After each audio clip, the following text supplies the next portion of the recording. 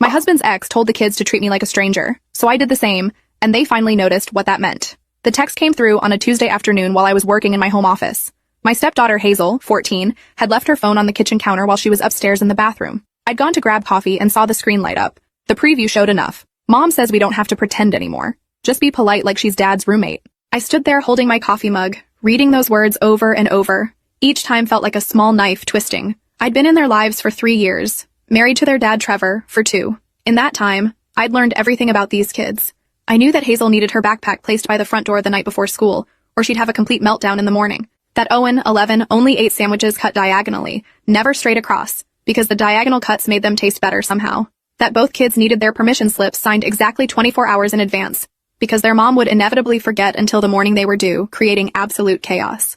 I knew that Hazel's anxiety spiked before every single math test, and she needed someone to quiz her repeatedly, using the same voice, the same patience, until the numbers finally clicked in her brain. That Owen had recurring nightmares about getting lost in crowded places and needed someone to check that all the doors and windows were locked before he could fall asleep. That Hazel secretly still slept with the stuffed elephant her grandmother had given her before she died, even though she'd never admit it to her friends. That Owen practiced his spelling words better when someone made them into a song. I knew which teammates' parents could be relied on for carpools, which teachers responded better to emails versus phone calls, which homework strategies worked, and which ones led to tears. I knew the name of Hazel's first crush, the one she'd never told her dad about.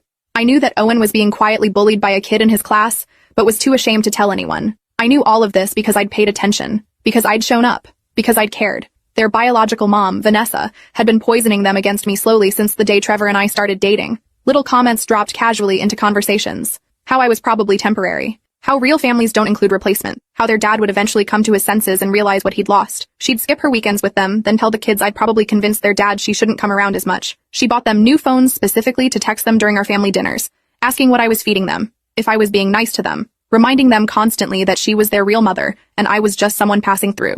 The phones were presented as gifts, generous presents from a loving mother. Really, they were surveillance devices, tiny screens that let her insert herself into every moment of our lives together. I'd tried everything imaginable to make this work. Family therapy sessions where the kids sat with crossed arms, barely speaking, clearly having been coached by their mother about what not to say. Long, exhausting conversations with Trevor about setting boundaries with his ex, most of which ended with him saying he couldn't control what she did on her time. Patient, age-appropriate discussions with the kids about blended families and how love expands rather than divides.